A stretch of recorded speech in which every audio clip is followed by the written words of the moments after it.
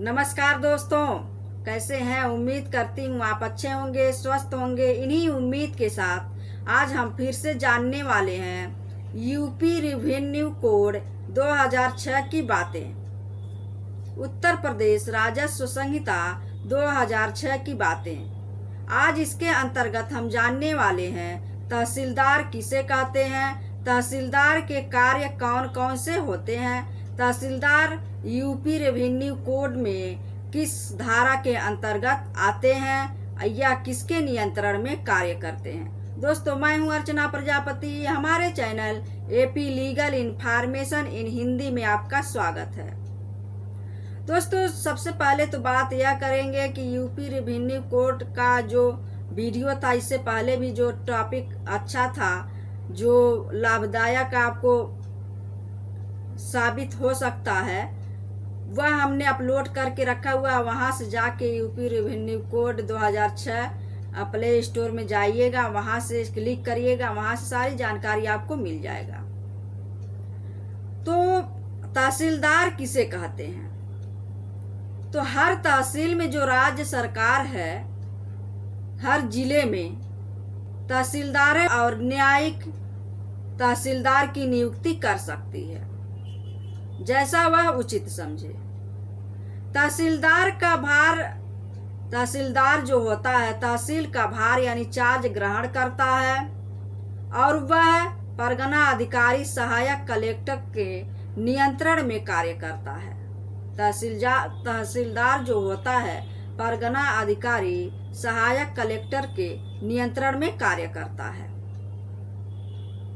तहसीलदार अब जो है पदेन सहायक कलेक्टर द्वितीय श्रेणी के बना दिए गए हैं। उत्तर प्रदेश राजस्व संहिता की धारा 14 क्लास 2 में राज्य सरकार को यह शक्ति प्रदान करती है कि किसी तहसीलदार को सहायक कलेक्टर प्रथम श्रेणी का या द्वितीय श्रेणी का या कुछ शक्तियों को उसे सुपुर्द कर दिया जाए या जिला कलेक्टर के निर्देश का पालन करे। ये सारी शक्ति राज्य सरकार को मिली हुई है यूपी रेवेन्यू कोड 2006 के अंतर्गत धारा 14 क्लास 2 में। वह चाहे तो तहसीलदार को प्रथम श्रेणी का, द्वितीय श्रेणी का जो कार्य होता है तहसीलदार को सौंप सकता है, वह कार्य उसको सुपुर्द कर सकता है। अब हम जानेंगे तहसीलदार के कार्य कौन कौन से होते हैं। तो दोस्तों, तहसीलदार को निम्नलिखित कार्य सौंपे गए हैं जो इस प्रकार हैं। जैसे मालगुजारी आपने नाम सुना होगा, भू राजस्व जिसको कहते हैं।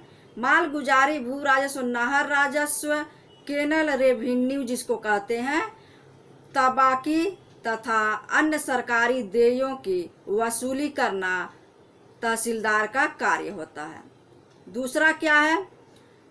उसके जिम्मे जो सरकारी धनराशि या संपत्ति दी गई है उसकी सुरक्षा करना, ये भी तहसीलदार के कार्यों के अंतर्गत आता है।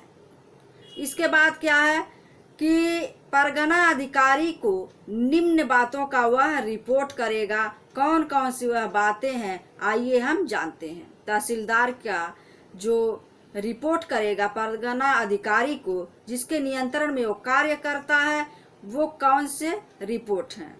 कछार क्षेत्रों के मामले में जो धारा के परिवर्तन से जो भूमि प्राप्त की जाती है या नदी की धारा में विलीन हो जाती है, ये भी इसको रिपोर्ट परगना अधिकारी को करना होता है। उसके बाद क्या है? फसल को प्रभावित करने वाले मौसमी मुसीबतों और मनुष्यों या पशुओं की साधारण मृत्यु और संक्रमण की ये अनेक जानकारियां जो है परगना अधिकारी को तहसीलदार रिपोर्ट करेगा। उसके बाद क्या है? कृषि मूल्यों में भारी गिरावट, महंगाई आदि की भी वह परगना अधिकारी को रिपोर्ट करेगा। कौन? तहसीलदार अधिकारी।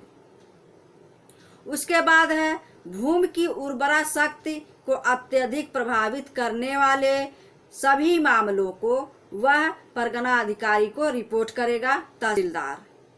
तो ये इसके ऐसे अनेक कार्य हैं जो परगना अधिकारी को वह रिपोर्ट करता है, बताता है, ये इसके कार्य के अंतर्गत आते हैं।